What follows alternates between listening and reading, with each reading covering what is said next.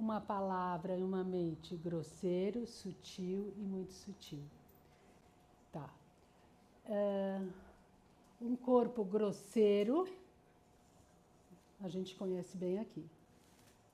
Um corpo sutil, a gente também entende, né? A aura, o corpo.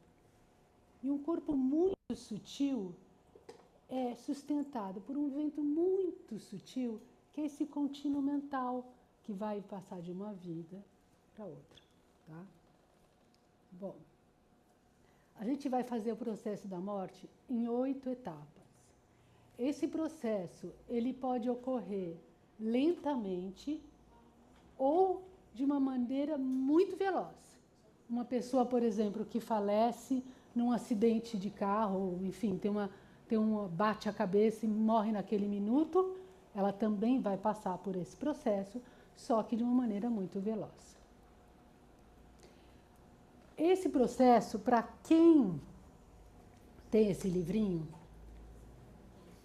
ele está todo descrito e na forma de como a gente pode fazer a prática de rezar na autogeração de Vajrasattva como 3 transformações. Eu, quando vou ver uma pessoa que está falecendo, nunca sei o que eu vou fazer. É só a situação que me diz o que eu posso e o que eu devo fazer, tá? Mas, quando eu tenho a oportunidade de fazer essa cerimônia, ela é muito linda. O que eu faço é que, se vocês abrirem, para vocês é familiar esse livrinho? Ah, vocês não têm mais? Mas ele vai ser reeditado, atualizado. Tá no projeto. Tá, então agora vai ter mais pressa. Tá. Porque a gente não sabe quando vai morrer, né? Então, tem que ser logo aqui. Tá bom. O que eu faço é que eu não leio a parte difícil, eu leio a parte positiva. E aí você vai falando o nome da pessoa que faleceu, possa o nome da pessoa se transformar na grande mãe terra, na grande mãe água. Você vai passando por esse processo. E é muito bonito. E quando chega na clara luz, que é o que nós vamos ver na etapa, é o momento onde eu toco o sino sobre a cabeça da pessoa.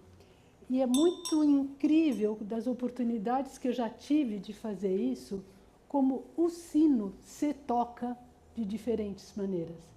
É meio como um pêndulo, que não sou eu que toco o sino, mas eu deixo que o sino se manifeste, vamos dizer assim, né? Então, isso eu acho que é uma coisa que devagarzinho é legal a gente poder ir vendo que a gente pode fazendo isso. Vai ter o livrinho, eu posso ter o sino, eu posso fazer algo para que a gente possa não se sentir tão sem recursos nesse momento, tá? Bom, nós vamos ter a dissolução dos 4 elementos e depois a solução da terra, água, fogo e ar, e depois a dissolução da mente, que é a dissolução do elemento espaço, tá? A primeira, que é a dissolução do elemento terra, quando a gente fala a dissolução, quer dizer, um elemento deixa de se tornar ativo e outro elemento seguinte vai se sobrepor, tá? Lembra quando a gente está para dormir, de vez em quando a gente faz assim, cai? Tá? É dissolução do elemento terra.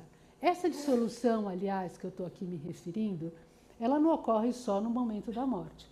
Ela ocorre em vários outros momentos, só que no momento da morte ela se dá de maneira completa. Tá? Ao dormir, dizem que no orgasmo deve ser tão rápido, meu querido. Então, tudo bem. Aí, vamos lá.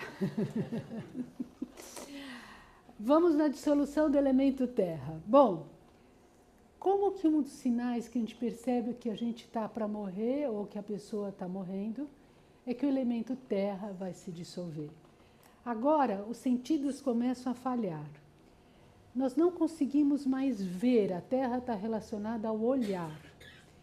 Não conseguimos mais entender nem mesmo ouvir o que as pessoas estão falando. Começa a falhar. Você lembra que vai desmaiar? Não tem esse momento também assim? Os sentidos vão falhando? E dizem que você, ao olhar o objeto que está à sua frente, você só vê os contornos, você não consegue mais ver inteiro. Né? A gente que precisa de óculos já está passando pela dissolução do elemento terra e está aí a prova que o elemento terra está ligado à visão. Tá? Bom. Então, a sensação que você tem é a sensação de uma forte sensação de estar caindo. A pessoa procura segurar-se em algo, com a mão em alguém. O corpo perde o brilho, fica retraído, encolhido. Não conseguimos mais piscar os olhos. Não podemos mais manter a cabeça erguida, nem mesmo engolir. Somos incapazes de nos mover. É interessante porque quando você começa a perceber isso, é quando a pessoa passa para aquele olhar que ela parece que não está mais presente, mas ela está presente. Ela está presente. Tá? Bom. Se nós vamos ficar, se a visão vai ser que vai se, vamos dizer, shut down, vai se desligar, deixar de funcionar, o que é importante nesse momento? São as últimas imagens. A televisão vai desligar, deixa num canal bom. Né? Então, quais são as imagens que a gente deve ter para essa pessoa nesse momento? E ali, cada pessoa vai ter a sua história. Se uma pessoa tem uma conexão forte com Jesus, a imagem de Jesus. Se é de um outro santo, se ela não tem uma conexão, mas ela tem uma boa imagem, aí eu começo a vontade de contar a história, né? Vai ser essa imagem. Tá?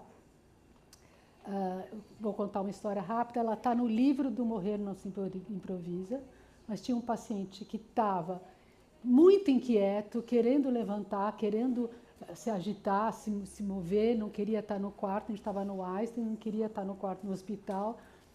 E aí, ninguém sabe exatamente o que fazer, a gente pega e fala assim, tá vendo aqueles carros que estão lá no estacionamento, que era o que eu dava para eu ver naquele momento lá da janela? Eles estão parados como o teu corpo.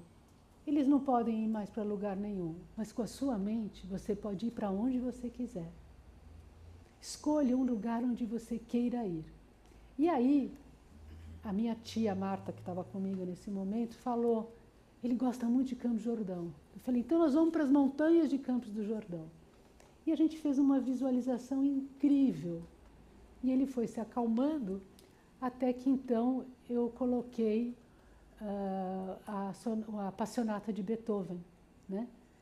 E naquele momento ele relaxou total, se transferido da cadeira. Oi? Não. Aí, naquele momento ele deitou e nós fomos para a cama. Ele olhou e falou para nós assim, esse foi um momento de amor. Essas foram as últimas palavras dele. Ele dormiu e de madrugada faleceu. Às vezes eu penso assim, falo, Rinpoche, como que é essa história que a gente chega e aí a pessoa falece? Porque isso acontece. Aí ele falou assim, pelo poder do mantra, e a pessoa precisa ter o karma de ser ajudada por você e você precisa ter o karma de ajudar essa pessoa. Então, às vezes tem umas coisas que você fala assim, não, porque é do sutil, a gente está falando do sutil, a gente não está falando de algo que a gente pode se relacionar, e só tendo experiências, tendo a disposição para poder entrar lá. Então, imagens bonitas. Dentro daquele workshop que cada um imaginava como queria o quarto antes de morrer, eu tinha a ideia naquela época, acho que ainda pode manter, que eu queria aquela bola que fica fazendo luzes para tudo quanto é lado, assim, espelho. Eu achei que era uma coisa legal, assim, podia dar assim, sabe, né? Pronto, ficou a dica. Bom, aí nós vamos ter a dissolução do elemento água, né? Então agora, o que vai acontecer? Os fluidos do nosso corpo vão secar. a saliva, o suor, né? E a água, o elemento água, o rim, está relacionado ao ouvido. Então, nós vamos deixar de ouvir. Esse ouvir é que aquele som que a gente tem no ouvido, né? Aquilo também cessa, tá? E nós não vamos mais poder mover a língua. E as narinas se afundam. Por quê? Porque todos os líquidos se afundaram. A gente percebe quando uma pessoa, você fala assim, será que ele vai morrer hoje? Você está assim, uma das coisas você olha, como está? Isso também não serve. Porque às vezes está assim e não é. Não é para fazer historinha. Esse é um problema. Esse é um problema. A gente fica falando de historinha. Tem a da unha. Se aperta. Se o branco depois volta o vermelho, ainda não vai morrer. Às vezes funciona, às vezes não. Então a gente fica tentando, às vezes, essas coisas. E eu diria assim, a gente pode falar sobre elas? Pode. No final tem um livro que eu vou mostrar para vocês. Quem quiser, acho que talvez ele nem exista mais. Eu tenho uma cópia. Vocês podem copiar. Tem lá todas as dicas para você saber. Daqui 3 meses, daqui 6 meses. Eu acho que isso é uma piração. Acho que tem um momento que a gente entra nisso, mas eu acho uma piração. Eu acho que é importante a gente continuar cultivando esse outro estado. E aí, então, a gente vai se relacionar com os sons. Quais são os últimos sons? E aí tem todos os mantras. Esse é o momento também que tem as instruções sobre a clara luz, para quem é budista. Contar histórias, lembrar de histórias com o lama, para quem tem uma ligação. Trazer situações que são positivas para os ouvidos. Aquilo que o ouvido está receptivo para escutar. As pessoas, quando estão morrendo, elas estão, já antes de morrer, nos momentos, os dias, semanas antes, elas estão extremamente sensíveis. Todos os sentidos estão extremamente à flor da pele. Isso significa que, às vezes mesmo, colocar uma música é demais. Isso significa que ouvir a voz de alguém e conversar é demais. Isso significa que tocar, se a pessoa estiver muito magra, o toque dói. Então, às vezes, tocar é demais. Então, a gente tem nesse momento que deixar um pouco aquela ânsia por fazer algo e perceber de novo, nos tornar receptível para ver o que chega da pessoa para a gente pode perceber que é uma demanda. Tá? Bom. Sons. Aí o elemento fogo se dissolve, agora o corpo se torna frio, das extremidades em direção ao coração, perde-se o olfato, a respiração torna-se cada vez mais fria e fraca e começam estertores na busca por mais ar. Estertores, que nós vamos entrar na dissolução do elemento ar. Bom, aqui são os aromas, né? Aí realmente o perfume para cada situação, isso é uma coisa assim muito particular, que eu acho que às vezes é muito difícil da gente falar o que é isso, mas não aumente a melancolia, vamos dizer assim, né? Aí a gente vai ter dissolução do elemento ar no elemento espaço. Bom, algumas pessoas, quando estão para falecer, e a expiração fica mais longa que a inspiração, existe um movimento involuntário do corpo que faz isso.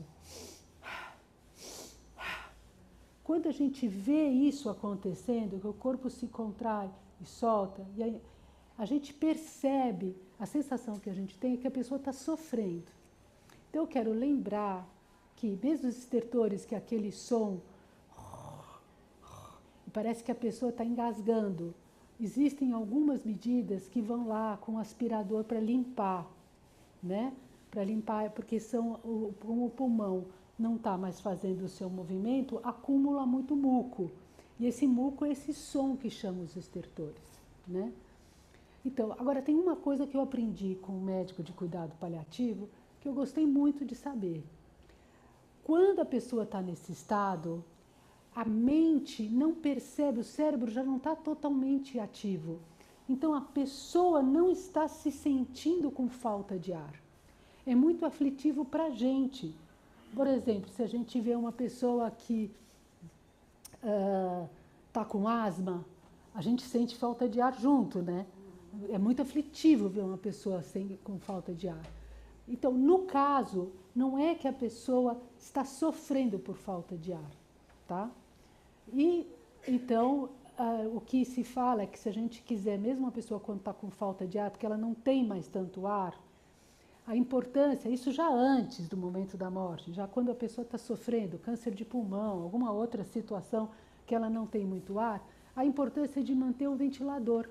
Por quê? Porque o cérebro está registrando que ar está chegando, né? Então, isso é muito bom, que permite que a pessoa possa fazer levemente o ar chegando. Bom, agora, todas as experiências antes, havia também uma visão interna. Eu não coloquei aqui, porque eu não quero estar com excesso de informação, que depois fica tanto que parece que morrer é complicado, tá? Bom, nesse momento, então, a gente tem o bom toque e a água sagrada, o sabor, né? Esse aqui, o Lama Gangchen fez para mim dos 4 elementos.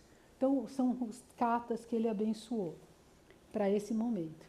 Então, quando tem um momento que eu estou trabalhando com o elemento terra, com o elemento ar, com o elemento fogo, eu vou usando cada uma das katas e abençoando no contato da pessoa.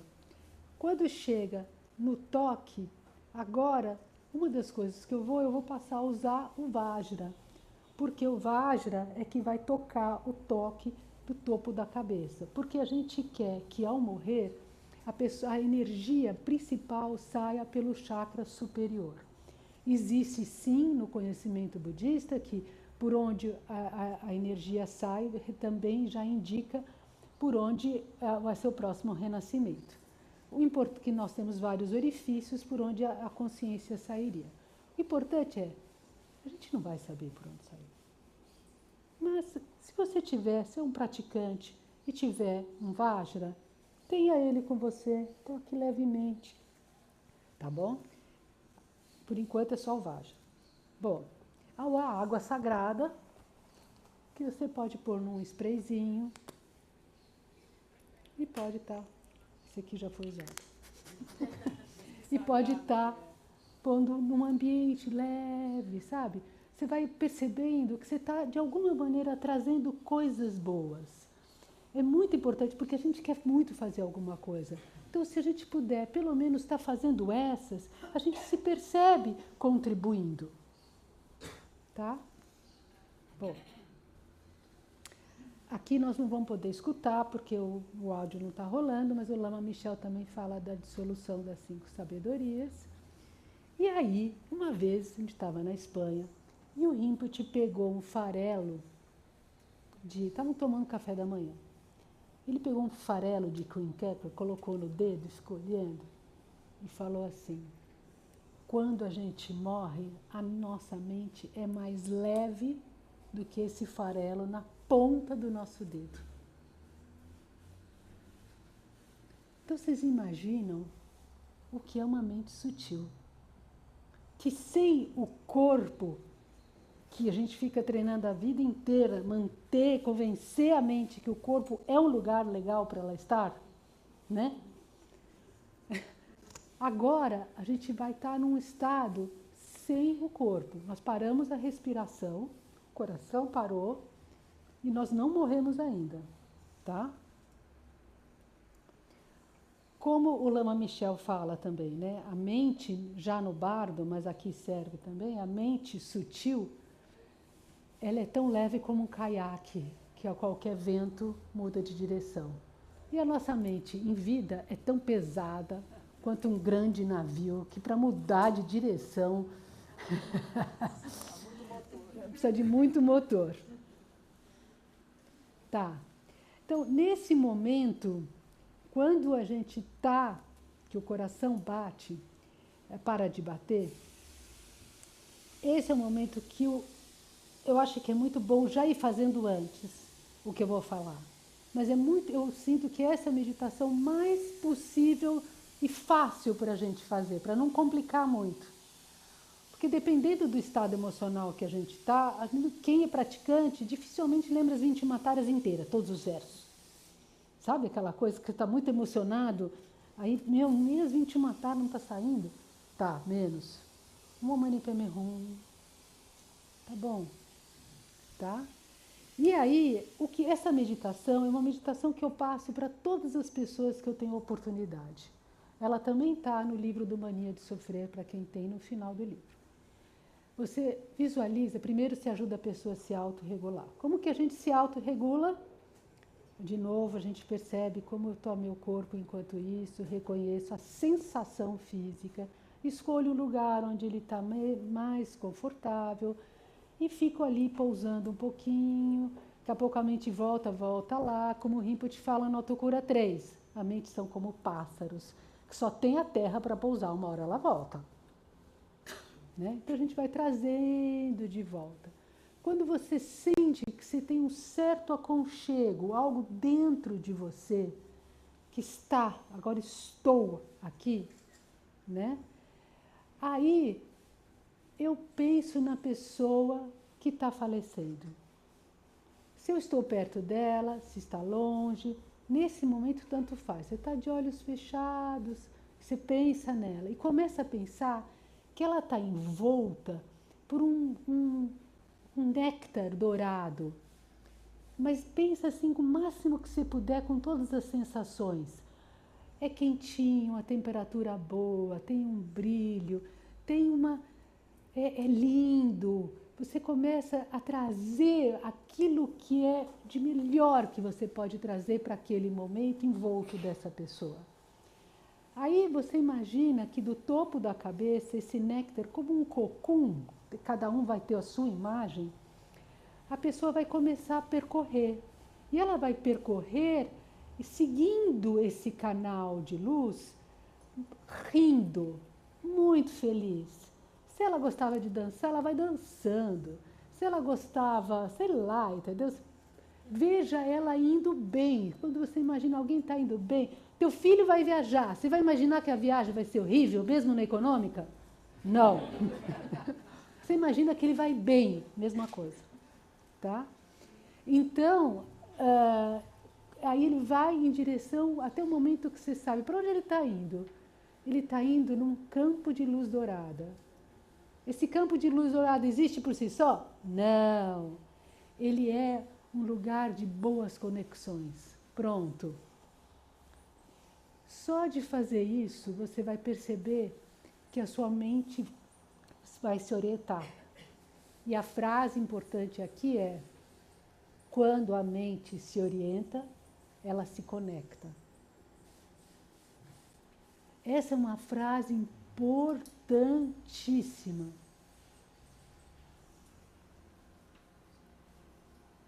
Bom, nós temos um corpo sutil.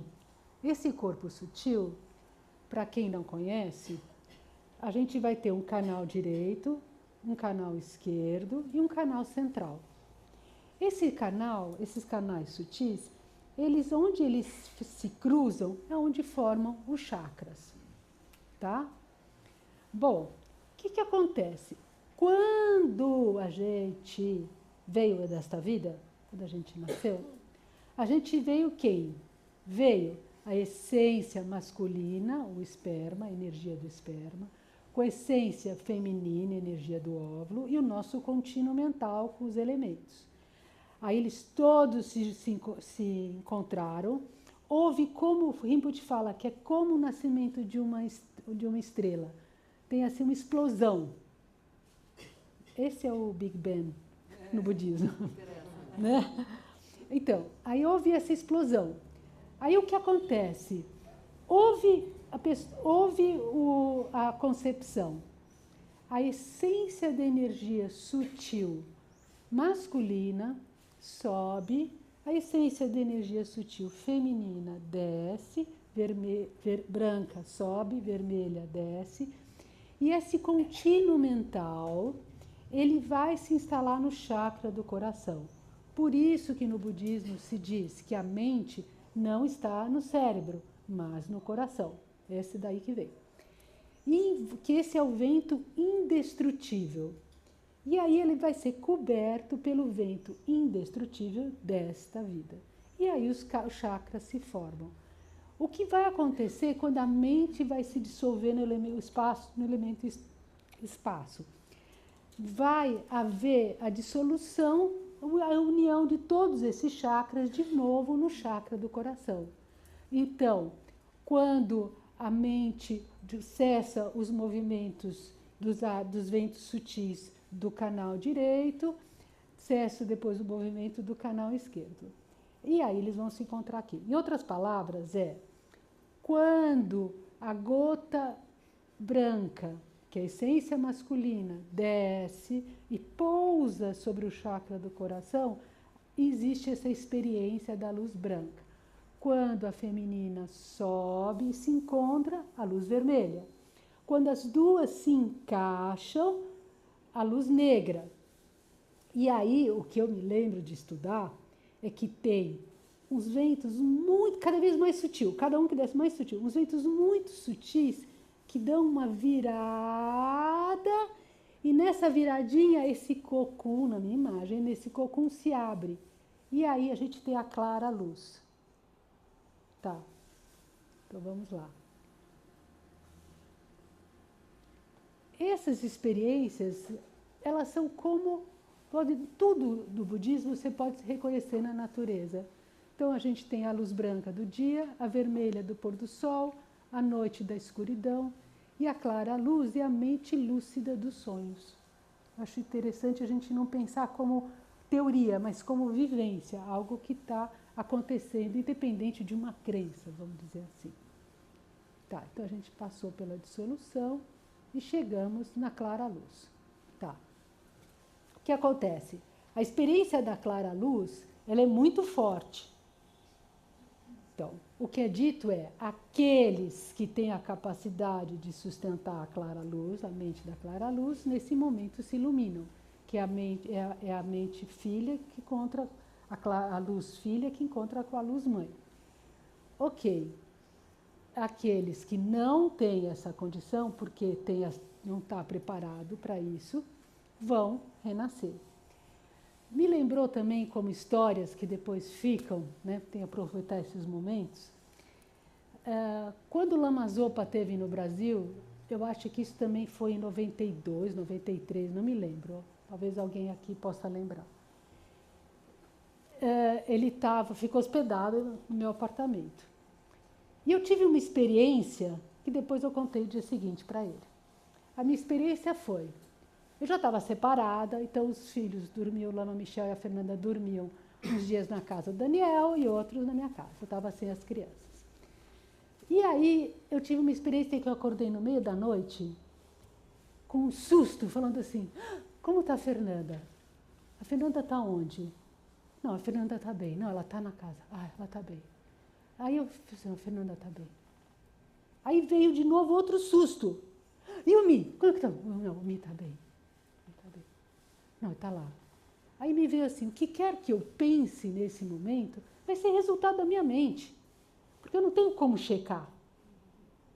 Então está bem, então está bem. Quando eu tive esse insight, eu tive aquela vivência de que você vê a tua vida em filme, assim, né? E eu me lembro assim, o que quer que eu pense da minha vida agora vai ser só o resultado do que eu quiser pensar.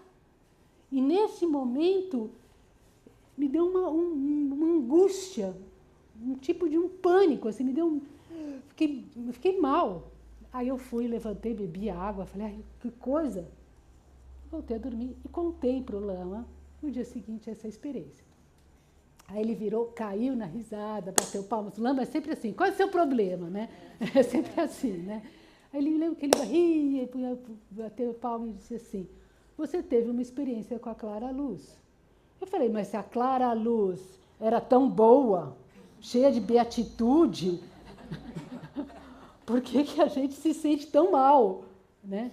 Daí ele falou assim, é por isso que a experiência da morte, ela é tão difícil da gente que não está treinado a perceber.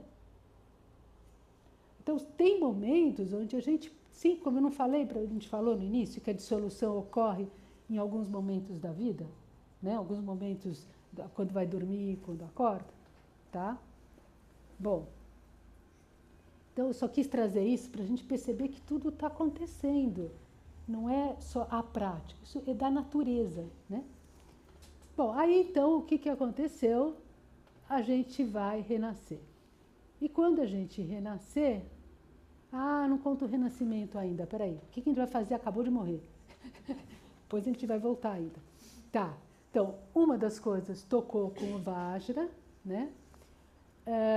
E aí a gente quer que a mente saia pelo topo. Se você tiver um pouco do creme do Rinpoche, das pílulas do creme do Rinpoche, tá aí o desenho, você usa um pouco do creme, né? E aí dá uma leve puxãozinho, como uma atenção. Aonde existe o toque está a consciência, né? Se a pessoa é careca, você faz uma pressãozinha, né? Tá. Uma das coisas que eu a considero... Não, porque tem essas perguntas, eu já estou acostumada a respondê-las.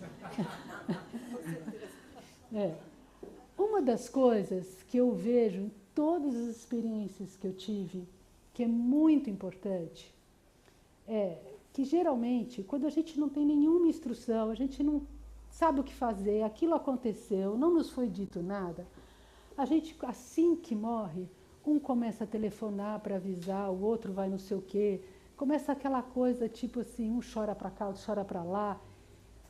O que eu faço quando eu tenho essa oportunidade de estar junto é ajudar a sustentar um pouco mais esse momento.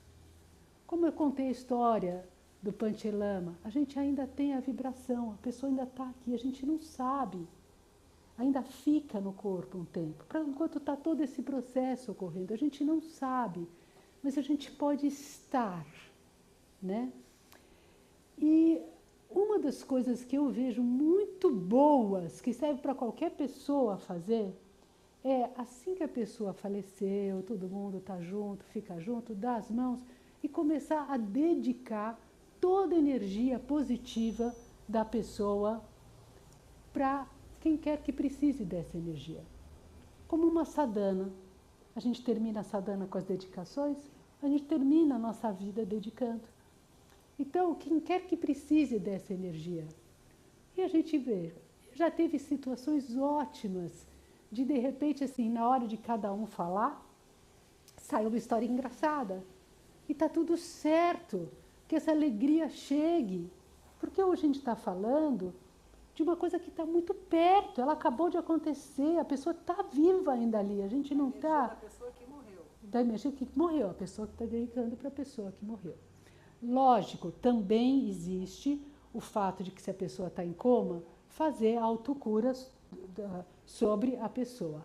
A Lígia está aqui, a gente tem uma experiência super forte com a irmã da Lígia, aliás, a Lígia me contratou para a família, né? Mas assim, a gente lembra que a gente estava fazendo autocura com Tara sobre a irmã da Lígia que estava já em coma, e no momento que a gente trouxe o Shude Shude Sorri, trouxe toda a energia para o coração, ela respirou. Né, Lígia?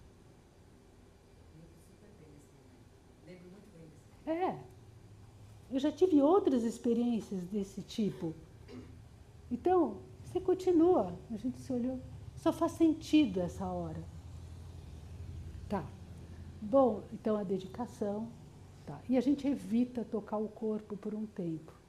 Eu sei que é complicado. Se morre no hospital, por que é complicado?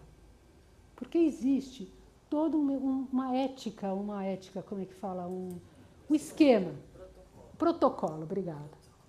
E o protocolo é assim, se morreu no meu turno e eu não fiz a lavagem do corpo aqui, aí depois passei para o outro, e isso é problema. Então, existem coisas que não tem nada a ver com aquilo que a gente está precisando, só que na interdependência elas nos tocam. A minha maneira de ver não é preciso reagir, está tudo bem. Eu vou para um lugar onde eu possa manter ainda a minha concentração, porque eu não quero que nada me perturbe nesse momento. Porque se eu começar a discutir com o enfermeiro, começar a discutir com outras coisas, eu vou ativar uma mente que não tem nada a ver. Então aí fica mesmo muito difícil, tá? Dizem que para você saber se a mente deixou o corpo, seria que viria o nariz, né? Sairia um líquido do nariz ou o líquido do órgão sexual. Não dá para saber isso, porque eles vão lá e colocam algodão. Mas tudo bem, olha, sinceramente, a gente está nessa, sabe, estamos nesse mundo, não vamos brigar com ele, porque o que a gente quer é muito mais importante do que se tal algodão, não pôs algodão. Vamos ficar bem o máximo que a gente pode. Bom, a gente morreu na clara luz. Agora, sabe o que vai acontecer? Nós vamos nascer no bardo. Então, agora vai fazer o contrário. Vai voltar a ignorância, a luz negra, vai voltar a branca, a vermelha, a branca, vai voltar o elemento espaço, o elemento ar, fogo, água e terra. Quando vocês escutam que no bardo tem tremores, maremotos e tudo, são esses elementos que estão retornando, tá? A gente nasce no bardo. Segundo os ensinamentos, a gente morre e nasce no bardo a cada 7 dias. Por isso que são 49 dias que você pode estar no bardo. O que acontece no bardo? No bardo, a gente tem todas as experiências sensoriais são aumentadas. Se uma pessoa era surda, no bardo ela não vai mais ser. O corpo muito sutil não pode ser destruído, né? Também, nós temos como que a gente sente o mundo, a gente percebe, se comunica através dos cheiros. Por isso a oferenda do incenso, né? E pelo poder, ele pode... Tá. É assim, a mente do bardo atravessa tudo, parede, tudo, né? O Pitt tem uma teoria que eu sempre volto a pensar, de que a Igreja Católica pegou muito dos ensinamentos do budismo nos seus preceitos, né? E dentro da história da minha avó, tinha esse momento de atravessar a parede, isso eu me lembro. E a gente também tem essa coisa assim, não tem, nada limita, a não ser uma estupa de Bodh Gaya, que foi onde Buda se iluminou. Essa é a história. Ali não tem como atravessar. Bom, o Rinpoche fala que o bardo é como um dia de tráfego, onde os carros estão andando. Cada um está em si, não existe a conversa com o outro. E aí, tudo bem? Está no bardo? Não. Como vai ser o bardo? Como vai ser o bardo? Já decidiu? Não. Tá? Bom. Aí, o que acontece? Pela essa qualidade clarevidente e super sensível do ser que está no bardo, eles podem perceber e receber aquilo que nos oferece. No budismo, é assim, eles podem receber a nossa reza, mas nós não poderíamos nos comunicar. Então, qual é a orientação? Você reza, mas não procura bater papo, sem intervalo. Né? Eu acho isso muito importante para quem tem conexão, porque o que o budismo fala é que você não olha o resultado, você olha a causa. Onde está a sua concentração? Se eu estou criando causas, se as causas são boas, o resultado vai ser positivo. Isso é uma coisa que eu aprendi muito no trabalho com pacientes terminais, porque praticamente o que você vai fazer, você não sabe o efeito. Porque você não sabe que deu aquilo, que você pôs o creminho na cabeça. Você não sabe, né? Mas se você acredita na causa, você vai acreditar no efeito, tá? Então, o que a gente faz? A gente reza, que não importa qual língua, a gente reza. Por que a gente quer? Com as rezas, que aquela pessoa possa ativar o karma positivo dela. Tá bom. Em vida, quando a gente tem alguma situação difícil, a gente não reza para o outro? Vou fazer uma concentração para você. A gente não pede para o Rinpoche rezar? Tá. Então, agora é a mesma coisa. A gente está criando conexões positivas para despertar o karma positivo. Eu já perguntei para o Rinpoche também, foi o ano passado, que eu falei, Rinpoche, vamos dizer que você morre antes de mim. Você não vai estar lá para me ajudar. Como faremos? Essa é a pergunta que eu acho que um monte de gente faz. Aí ele falou assim, de novo, this no problem. Não, isso não é problema. Ele falou, pelo poder da nossa conexão, eu estou com você, não importa em qual corpo. Eu vou sempre te ajudar, eu vou estar sempre com você. Então, quando a gente precisa, isso é uma coisa não fácil de falar, mas eu sei que esses momentos são os momentos que eu posso dar o meu melhor, porque eu também não sei se amanhã eu estou aqui, né? Há uns anos atrás, já faz muito tempo, o Pete não lembra disso, eu nem sei se eu já estava com o Pete. São 16 anos que a gente está junto. Eu falei, Rinpoche, vocês lembram de um retiro que o Rinpoche saiu do retiro de helicóptero? E foi fazer um ensinamento não sei aonde?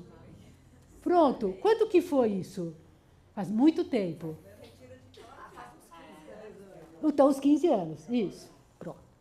Nesse retiro, eu fui lá para o Rinpoche e falei, Rinpoche, eu quero trabalhar a sua morte.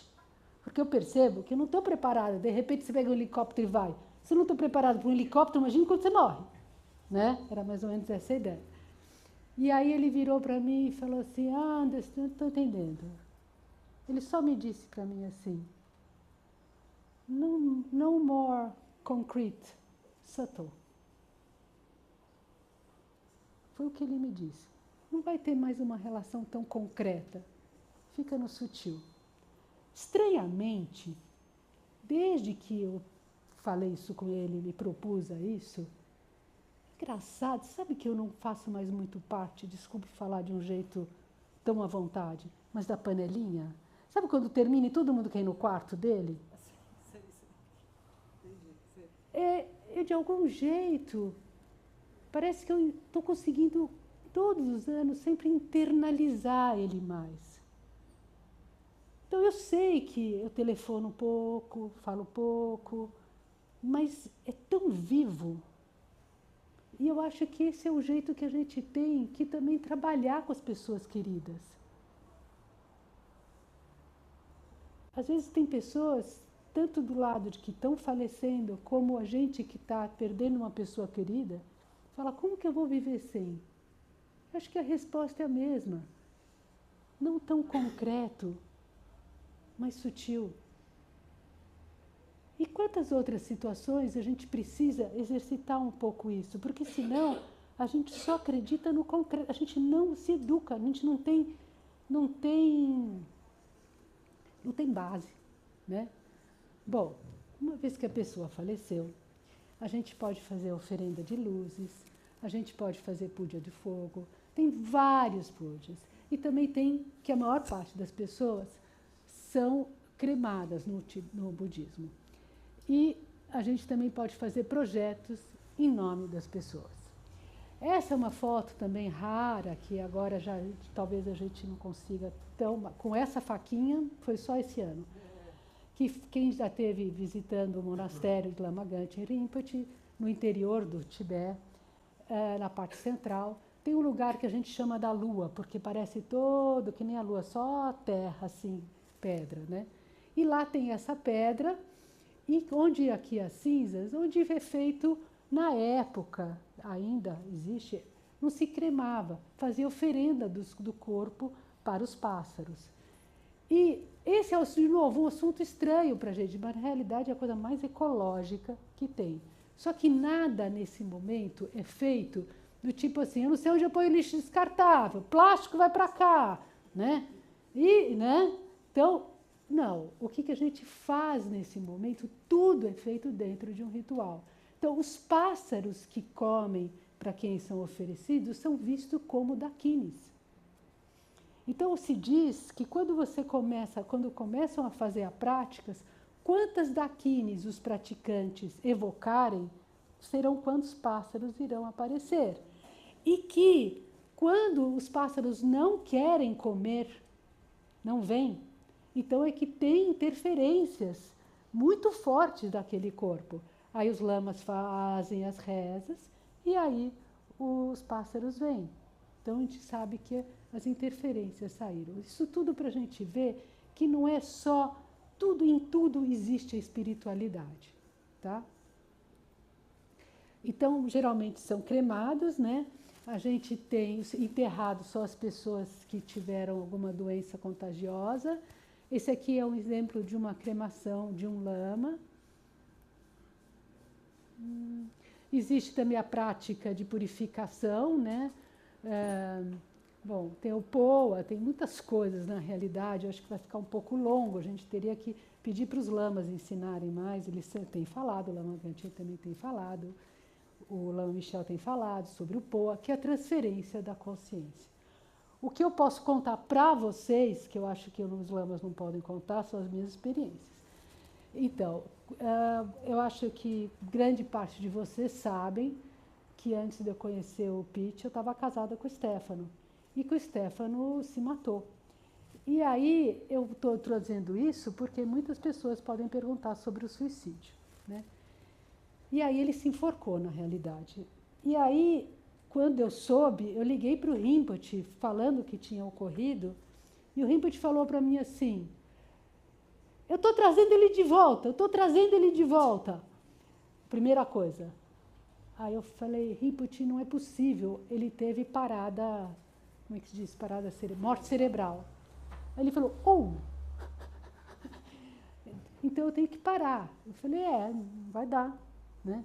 Então, isso só para vocês pegarem aquela experiência, como que, né, os lamas trazem, é uma coisa, como que isso acontece, quando a gente reza, está indo para cá, por favor, leve eu para lá, não, aqui, né? É assim. E, enfim, o suicídio é muito mal visto no budismo, porque pior que matar alguém é você tirar a sua própria vida, do ponto de vista kármico. Tem, sim, um dizer de que aquele que se mata, ele cria um impulso tão forte que ele vai passar 500 vidas se matando. Então, o que o Rinpoche me falou naquela época foi, ele nasceu com o impulso de se matar. Ele nasceu com esse impulso autodestrutivo. Então, isso era dele. Então, a gente às vezes fala assim, eu podia ter feito isso, aquilo. E isso é outra coisa importante.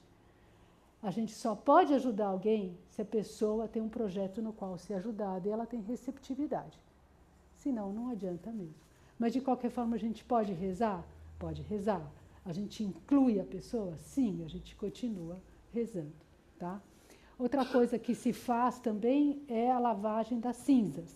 Estou falando dos grandes lamas, existe a lavagem das cinzas, o sal que fica envolto do corpo antes da cremação, depois ele é lavado. Esse sal também é reconhecido como abençoado. Você tem, em algum lugar ainda tem um pouquinho do sal do Panche Lama, que está guardado lá, tá lá, né? A gente tem, são como relíquias, energias que tiveram contato. Tá. O que se faz, que eu já vi o Lama Michel fazendo, se alguém teve as cinzas, alguém faleceu e trouxe as cinzas, tem uma cerimônia que se purifica as cinzas antes de poder jogá-las em algum lugar ou fazer a tsatsa, que são essas esculturas, enfim, fazer alguma coisa com a cinza. A gente não tem essa possibilidade de sempre ter um lama que possa abençoar. Aliás, é uma cerimônia muito interessante, porque passa as cinzas, também passa por um pano, joga leite, tem uma coisa assim de transformação, né? Da pessoa que morreu ou é pra gente? Não, é para continuar cuidando, os dois, né? Mas é para continuar cuidando da energia sutil para a pessoa que morreu. Então você ainda pode fazer essa purificação das cinzas. Quando você faz a tsatsa, que são essas estatuetas, você está deixando uma marca positiva, uma marca sagrada sobre essa energia que é remanescente. A gente tem no sítio esse projeto que chama Luto na Natureza. Eu não posso avisar ele muito, mas já está saindo, né? Porque a gente quase não tem mais lugar para plantar árvore. Árvores dessas, jacarandá, geralmente as escolhidas, né? Jequitibá. Então, por quê? Porque a gente vê que as pessoas trazem as cinzas e o mais importante que eu considero quando a gente planta no sítio uma árvore com as cinzas ou sem as cinzas para alguém é a importância da gente continuar sentindo que a gente sim pode continuar cuidando. A gente pode sim continuar fazendo algo.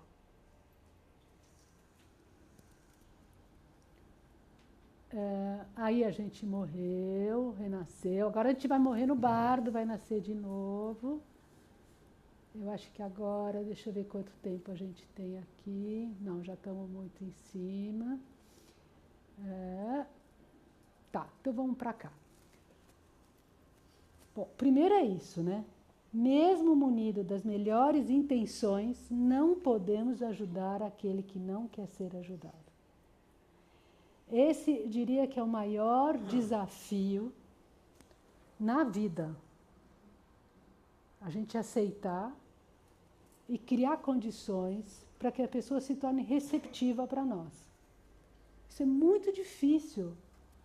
Você tem uma pessoa que está aberta para te escutar. Gente, isso que está acontecendo aqui é muito importante. Tá? Bom, eu pergunto se quando a gente quer tá do lado de alguém que está falecendo, se a gente está disposto a estar lá sem fazer nada. Por que eu digo isso?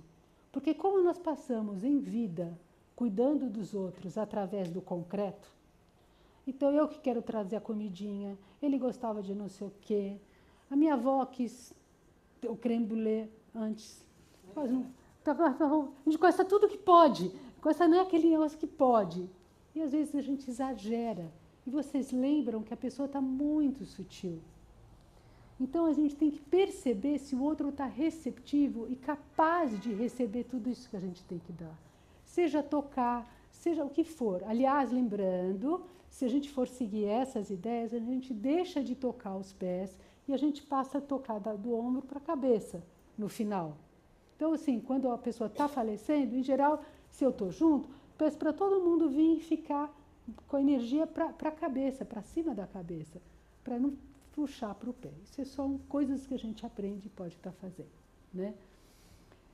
Então, isso que está escrito aí, que eu vou falar para vocês, eu acho que é a base para a gente resolver um monte de problemas na nossa vida.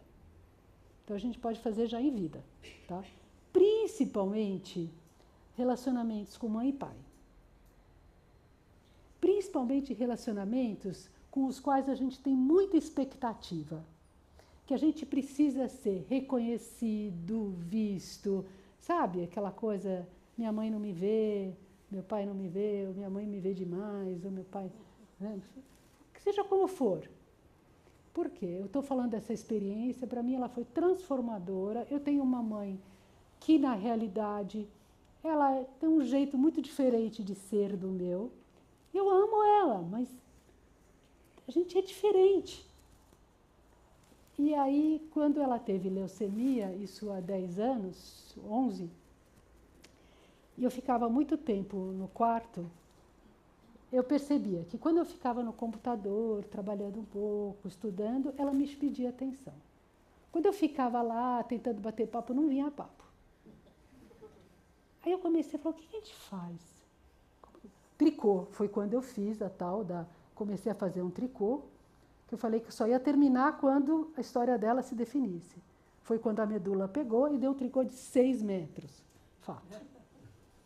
Bom, aí um dia eu estava olhando para ela e eu falei, mãe, eu te libero. Eu te libero de você ser do jeito que eu preciso que você seja para eu poder ser quem eu quero ser. Eu não preciso transformar você e nem ser mais por você transformada.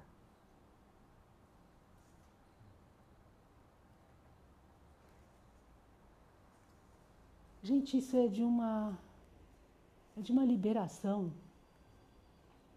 Isso é muito profundo mesmo, porque que alívio para o outro, né? A gente pode ser a gente, o outro pode ser o outro, e a gente pode ser a gente.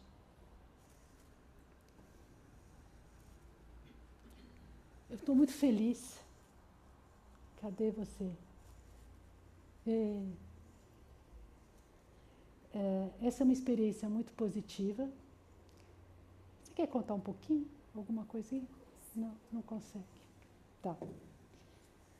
Bom, o pai estava falecendo e ele estava muito inquieto. E, na verdade, tinha uma situação quase tragicômica, porque ao lado da cama dele tinha um senhor com paralisia cerebral que estava há 2 anos e ele repetia tudo o que a gente estava falando. Então, eu queria fazer um relaxamento, eu começava a fazer um relaxamento. Então, gente, vamos ficar um pouco aqui. Aí ele falava, gente, vamos ficar um pouco aqui. Olha, é importante dizer isso, porque a gente tem que trazer o humor também nesses momentos, porque o humor, ele devolve essa visão panorâmica, isso Trungpa fala. O humor, ele devolve essa experiência dos 2 lados, né? Aí teve uma hora que eu falei assim, todo mundo agora vai ficar quietinho.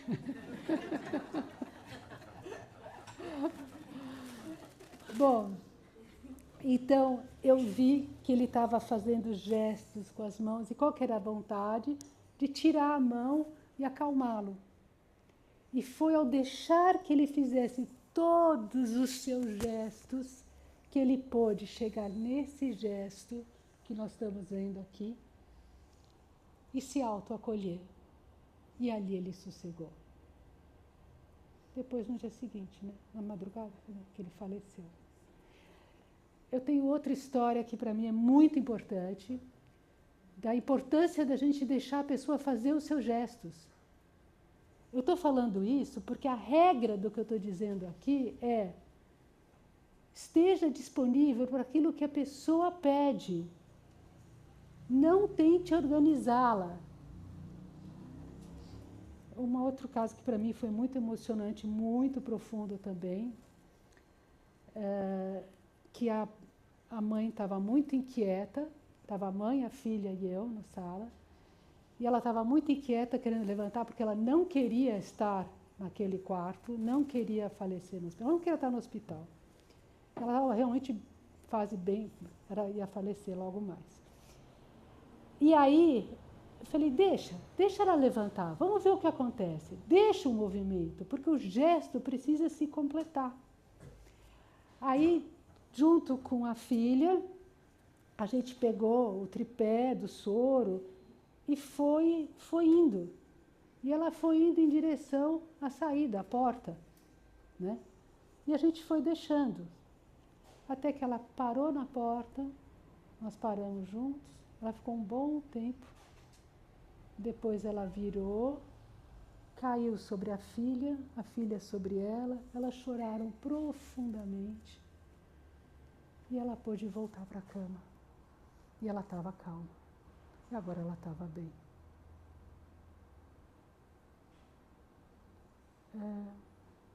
Deixe os gestos se completarem, que a pessoa fica bem.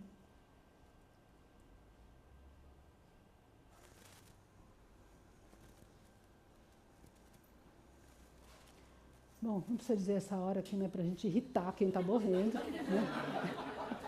Que a gente vive, a gente morre como viveu, né? E que... isso é outra coisa importante. Dá uma paradinha aqui que preciso de um intervalo. Outra coisa muito importante, que isso é um modo que eu aprendi a pensar. Eu sei que é diferente do que geralmente fazem, mas esse, assim, eu só tenho repetidas experiências que isso é certo que eu vou falar. Não é preciso de falar sobre a morte com quem está morrendo. A pessoa não precisa saber, ela já sabe. Ela já aceitou que ela vai morrer. Não precisa. Eu falo que morte e sexo é super parecido. A gente aprende fazendo. E aquilo que você não sabe, você encontra para quem você pode perguntar.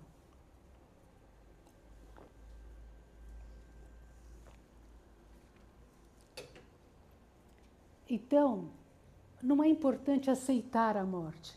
O importante é aceitar a si mesmo. Porque quando você se acolhe, você se recebe de novo. Né? Mais uma vez, essa frase que eu falo para vocês, quando a mente se orienta, ela se conecta. Tá? Então, aí ninguém muda porque está morrendo. Porque às vezes fala, não vai ver o irmão que não viu. Gente, não vai agora fazer as pazes com o irmão. Não adianta. A gente tem que... Se a pessoa pediu, é diferente. Mas a gente não tem que ter essa visão idealista, né? Então, como que a gente pode superar esse sentimento de aniquilação da morte? Se familiarizar com o sentimento e confiar nessa sensação de uma continuidade positiva. Gele Krinpoche, ele disse que até mesmo se você tiver só mais 3 dias de vida, seus planos deveriam ser como se você ainda tivesse 100 anos por viver. Então, eu entendo que algumas pessoas, quando estão passando nesse processo que fala, eu estou numa fase, já não tenho, estou no estágio 4 de câncer, não tem mais cura para mim, e a pessoa fala, o que eu faço agora? Né? Eu acho que, ela pode fazer muitos projetos. E projetos que talvez ela inclua, que ela não vai estar aqui, mas são projetos. O que eu costumo falar, para quem eu tenho oportunidade, é que o maior... É difícil falar isso, hein? O maior ensinamento que eu posso dar para os meus filhos é um exemplo de eu morrer legal. De eu saber morrer. Eu acho que esse é o maior exemplo que eu posso dar. Então eu tenho essa motivação de que eu quero morrer legal. Eu quero saber morrer, sabe? Porque eu sei que eu vou, com isso, criar uma continuidade positiva dentro das pessoas. Eu vejo que as pessoas que viram os pais morrerem em sofrimento, elas deixaram de ser cabeça, deixaram de ser rabo e vão virar cabeça. É mais difícil pegar essa cabeça. É mais difícil se orientar. Mas as pessoas que viram que aquilo foi bem, elas criam uma fé nessa continuidade. Então, eu acho assim, é uma outra boa motivação para a gente lidar bem com isso, né? Então, ser um exemplo de inspiração, o acolhimento, os nossos... E aí eu vou só concluindo essa frase do Lama Ganche Rinpoche, né? Se você estiver numa situação negativa no momento de sua morte, deve recordar-se de que a negatividade não traz nada. Por isso, volte a atenção para a sua concentração interna, para a sua autoconfiança. Coisa que a gente pode treinar todos os dias também. Como diz o Lama Michel, o importante não é que a coisa dure para sempre. Lógico que eu tive que lembrar do Vinícius de Moraes, né? Nem que infinito enquanto dure. Mas o importante é que a causa, o importante é que ela seja uma causa positiva para aquilo que vai vir depois. É na causa. Não vai dar para a gente escutar esse áudio, mas é um áudio onde o Lama Michel fala assim, gente, não é que a gente vai aceitar a morte, isso significa que a morte chega, que você fala, tá bom, tô aqui. Você vai pegar a morte e falar, você quer vir? Então vamos fazer direito o negócio. Vem cá que eu vou lidar com você do jeito que eu acho. Eu achei muito legal que baixou assim um lado macho, sabe? De enfrentar a morte. E aí o mais importante que eu acho que é o budismo e outras religiões, mas eu aprendi isso dentro do contexto do budismo, que se a gente quer levar uma vida significativa, é a gente deixar todos os lugares por onde a gente passa um pouco melhor daquilo que a gente encontrou. Então, tanto no dia a dia, quanto para a nossa vida. É isso, gente.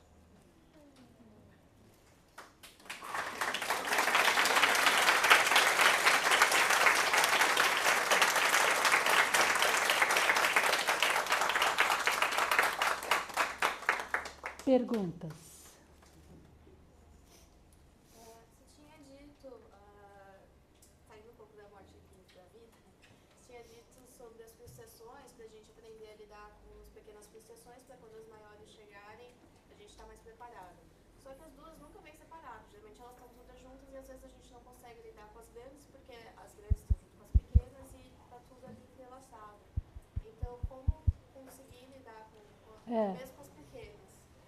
O que o Lama Ganchen fala é que se a gente tem uma situação muito grande e a gente deixa que ela chega de frente para a gente, ela destrói a gente. Mas se a gente vai ter que separar, pôr um pouco à direita e pôr um pouco à esquerda. Existem momentos onde realmente a gente passa por tsunamis. Você não sabe nem por onde separar. Então, a minha proposta é que a gente comece separando, voltando para o nosso corpo. Algumas frases, isso que eu estou falando vai estar no livro novo também, mas algumas frases para mim são importantíssimas que eu já escutei na minha vida. Uma delas é da Márcia Matos, que fala: o mundo pode te tratar mal e ainda assim você pode se tratar bem. Então, se tem uma situação que está demais, o que eu preciso agora? Responder de imediato, na hierarquia, o que eu preciso agora? E aí eu vou pegando o que eu preciso dentro dessa prioridade. Outra coisa que eu acho super importante é você conhecer os seus valores. Se você tem claro quais são os seus valores, você tem muito menos dificuldades de tomar decisões. Então você vai ver aquilo tudo que chega, o que você vai virar leite e o que é água.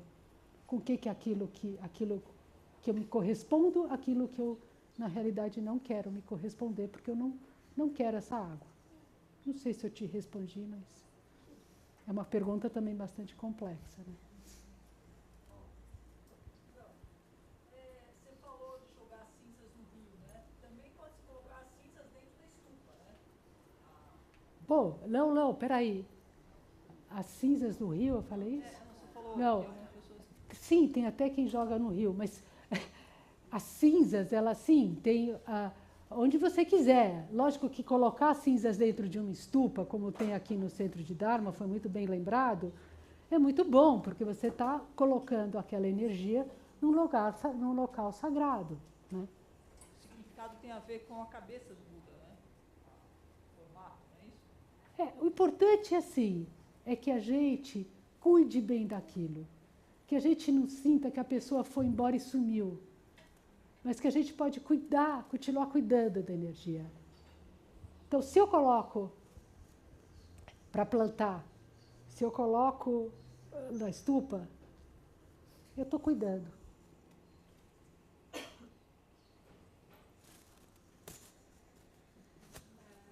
Quando a gente vai dormir, os elementos também são dissolvidos igual no processo da morte, né? Sim. Qual que é, assim, um exercício prático para fazer antes de dormir? Ou, enfim, como isso pode fazer esse processo ser mais fácil na hora da nossa morte? Bom, o que eu aprendi é assim, qual é a vida de um budista?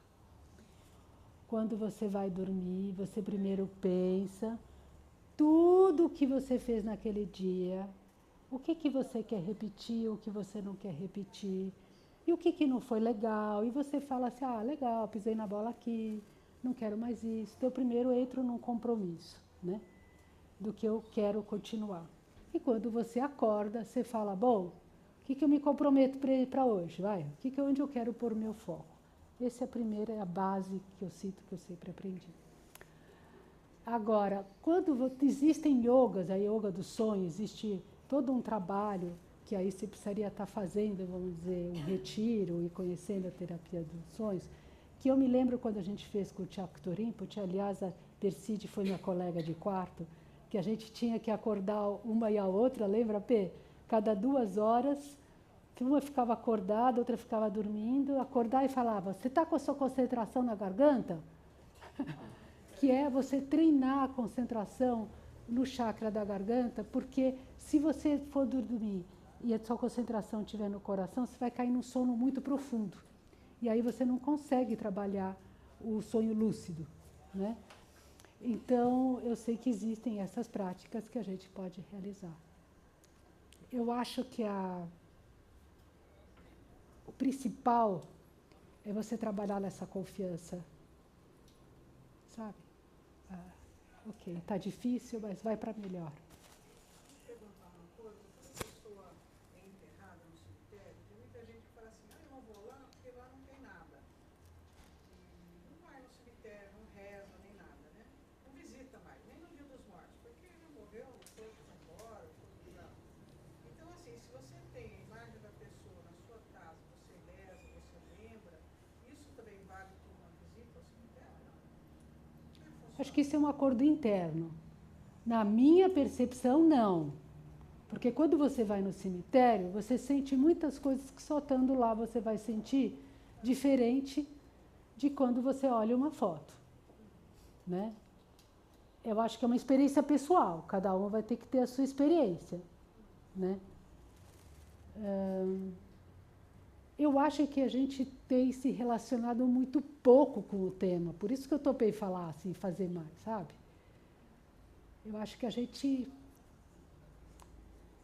tenta economizar. Eu vou rezar aqui, sabe aquelas economias internas de energia? Vou resolver aqui, manda um WhatsApp, põe no WhatsApp, põe no Facebook, morreu, né? Não, mas isso persiste lá, alguma coisa da pessoa? Você lembra que a gente falou, né? A maneira que a gente percebe o mundo e o mundo como percebe aquilo do mundo chega pra gente. A gente, de novo, está falando da continuidade. O que persiste e não persiste, dá resposta concreta e real, eu não vou poder te responder. Mas que é diferente você entrar num cemitério, é diferente. Eu acho, sim, que tem uma energia. Agora, dizer que realmente, se está lá, não está lá, onde está, eu acho que estou com uma coisa no ouvido. Bel, eu sempre, assim, quando estou vendo essas situações perto de você, perto do Michel, eu sinto muita tranquilidade e até, curiosamente, uma certa praticidade falando de uma coisa que para a maioria de nós é mais difícil. Talvez esteja por um microfone, você está escutando. Entendi. Você fala muito do preparo, mas pensando nas pessoas que estão aqui, né, que estão passando por um processo de luto, qual é uma palavra, qual é uma mensagem que no budismo pode trazer um pouco mais de acalanto, né? Para quem está morrendo? Não, que já morreu. Para quem já morreu. Quem está vivendo esse processo. Para o luto. Para o luto. Tá. Bom, o luto merece uma palestra toda separada. De qualquer maneira, eu vejo o luto como um projeto que você tem para fazer uma viagem que você fala assim, eu vou para o Egito, quero muito para o Egito. E você passa um tempo com toda a tua vida projetando. E quando chega o dia de você ir para o Egito entrou em estado de sítio, não dá para ninguém entrar, não pode fazer nada, não é nada com você, nada com você. Não pode ir para o Egito. Aí você vai ter que sair de lá e falar, o que eu faço com toda essa energia do que eu projetei para estar com essa viagem? Tem um tanto que eu vou ter que direcionar essa energia. Lembra que se direciona, se conecta. Então eu vou fazer um site, vou fazer uma exposição, vou distribuir tudo que eu acumulei sobre o Egito com outras pessoas, vou fazer várias coisas com aquilo que eu tenho naquele tempo que eu acumulei com aquela pessoa. Mas tem um quanto que eu não vou conseguir fazer. Tem um quanto que é a dor humana da perda. E a dor humana da perda dói mesmo. O que eu aprendo, seja experiência pessoal, seja acompanhando pessoas, de novo, é que eu preciso de corpo para receber essa dor. Eu preciso realmente descansar e abrir dentro de mim o corpo capaz de sentir. Porque a dor é ao senti-la que ela se dissolve. E, de novo, é ao senti-la, não é pensá-la.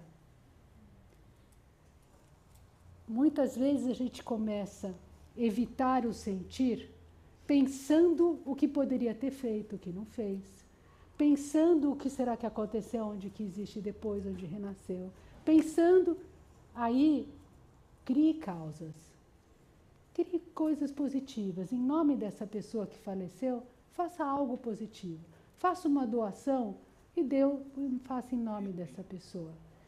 E tem muitas coisas para falar do luto, mas outra experiência que eu pessoalmente reconheço para mim que funciona é que eu não posso o dia inteiro sentir luto, porque senão eu me desconecto da vida. Então faça um acordo com você. Monta o cantinho na sua casa, onde aquele é o canto onde eu me comunico com aquela pessoa. Porque eu estou lá, comunico aqui é onde eu me conecto. E aí, se é falando, tudo bem, não tô, cada um tem o seu jeito de se conectar, não está nada errado. E aí eu escolho uma hora do dia que eu vou estar lá. O pior lugar, ao meu ver, o pior lugar para você sentir a dor do luto é supermercado. Eu vou falar isso porque foi uma experiência pessoal. Quando o Lama Michel tinha 12 anos e virou monge, eu caí no choro no supermercado quando eu não ia mais comprar sucrilho. E ninguém vai te acolher lá. E você não é o lugar para você chorar. Então a gente tem que ficar esperto no luto. Eu tenho que encontrar um lugar seguro, uma pessoa segura, ou eu estar segura para poder sentir essa dor. E se eu estou num lugar que não é seguro, não é o lugar, procure se acelerar e vá para esse lugar, ou diga para você, eu vou sentir tudo isso, mas eu vou sentir isso com a pessoa certa e no lugar certo. E aí quando eu chegar naquele lugar, eu vou estar lá, eu faço uma pintura, eu descanso, eu fico ali do lado, né? Mais alguma pergunta?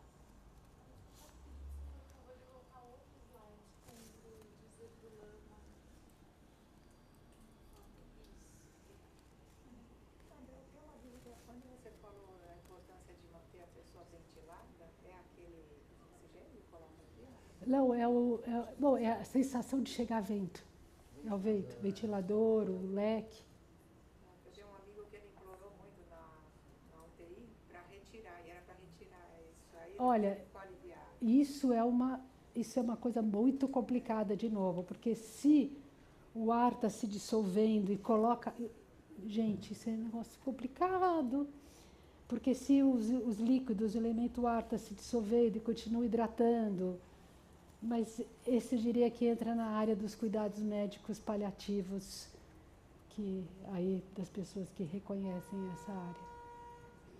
E quando você falou água sagrada, é água? Eu acho que a gente tem água sagrada da água do Pílula do Rinpoche, a gente tem quem viaja e pega águas sagradas.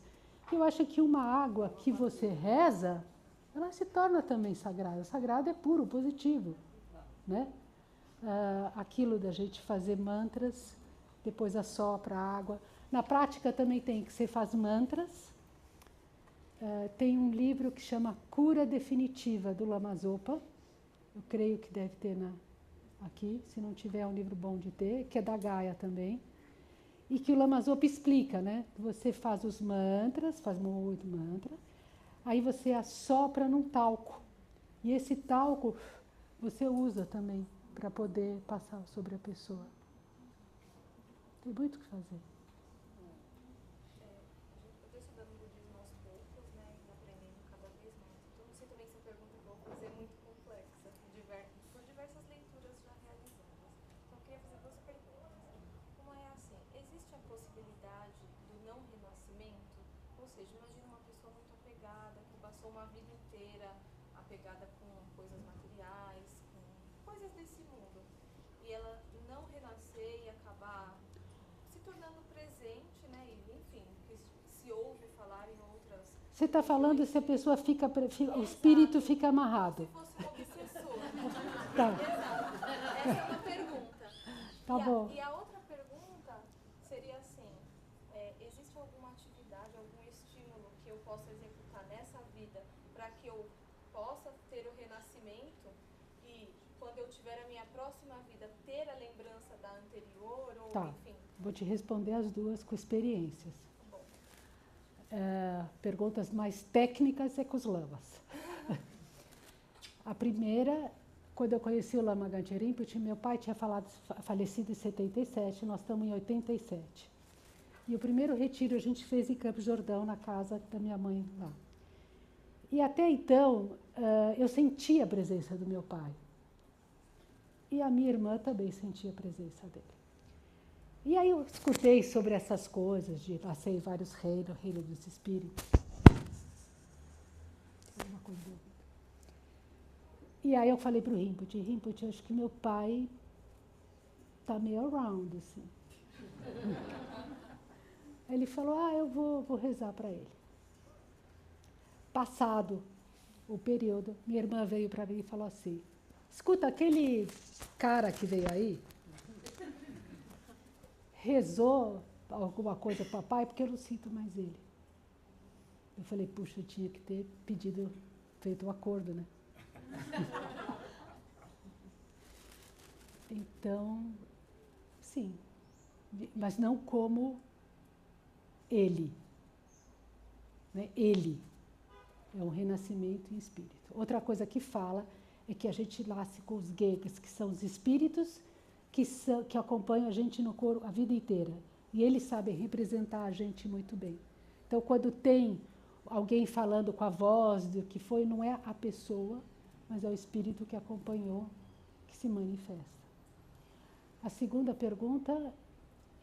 se existe algum exercício que você pode fazer nessa vida para que quando você renasça, de repente você está numa próxima encarnação, você lembre? Tá. Eu me lembro quando a gente foi viajando com o Rinpoche, lá estamos em 94, esses inícios que a gente ia para a Índia.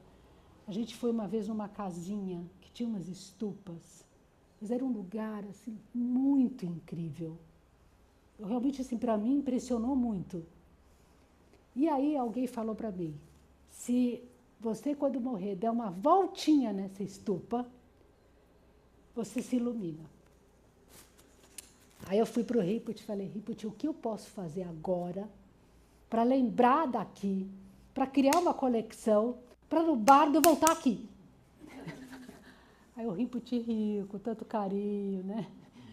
E falou assim, você tem que pensar nisso agora. Você não vai morrer agora. E foi para mim uma surpresa, sabe? Assim, não é para pensar na morte. Depois eu penso, será que eu estava tentando fazer historinha? Porque a gente tem que tomar cuidado, eu chamo isso de trick of mind. Sabe, uns truquinhos da mente para ver se a gente consegue se segurar, né? O Rinpoche, uma vez, ele usou outro termo, ele falou excuse of mind. Uma desculpa que a mente dá para a gente conseguir segurar com tudo isso que é tão difícil. Eu, sinceramente, eu acho que o mais importante é a gente se familiarizar com isso. Se familiarizar com essa continuidade positiva. Se familiarizar com essa confiança, sabe? De que eu não sigo negativo, eu sigo positivo. Esse eu acho que é o principal treino. Acho que eu preciso parar, gente, porque eu estou com o meu ouvido aqui. Vamos fazer os mantras?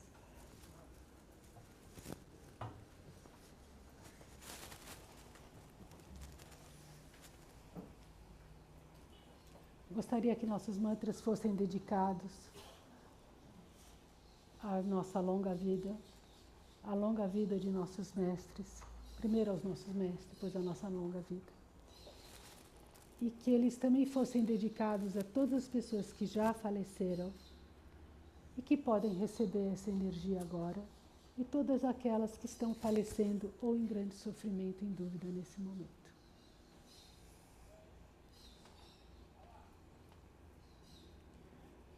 Om Mani Padme Hum. Om Mani Padme Hum. Chonden Gyawa Shidro Latsoken Bardo de Pedran Ledrel Tusso. Om Mani Padme Hum. Om Mani Padme Hum. Chonden Gyawa Shidro Latsoken Bardo de Pedra Ledrel Tusso. Om Mani Padme Hum, Mani Padme Hum, Mani Padme Hum. Om Mani Padme Hum, Mani Padme Hum, Mani Padme Hum. Om Mani Padme Hum, Mani Padme Hum, Mani Padme Hum. Om Mani Padme Hum, Mani Padme Hum, Mani Padme Hum.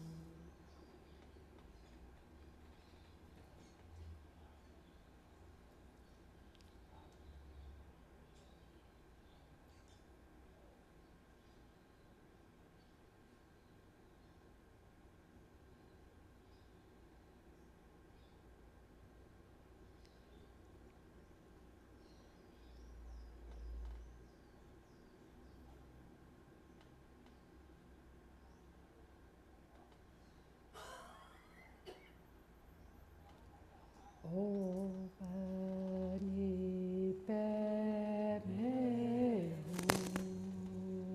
Mani Padme Hum. Om Mani Padme Hum.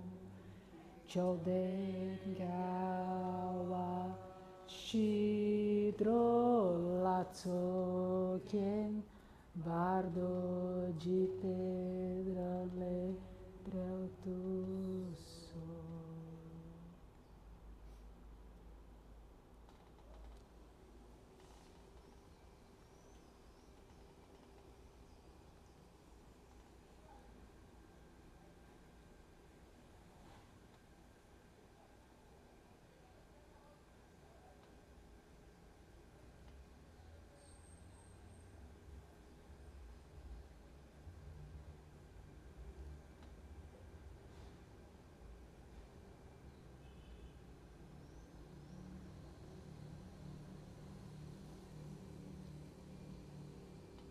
Devagarzinho, comece a olhar para longe.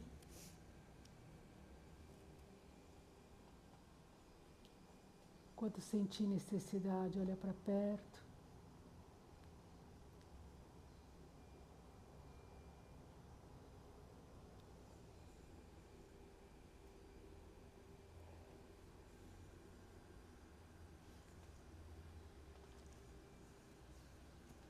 Quando puder, olha e volta, olha para o outro.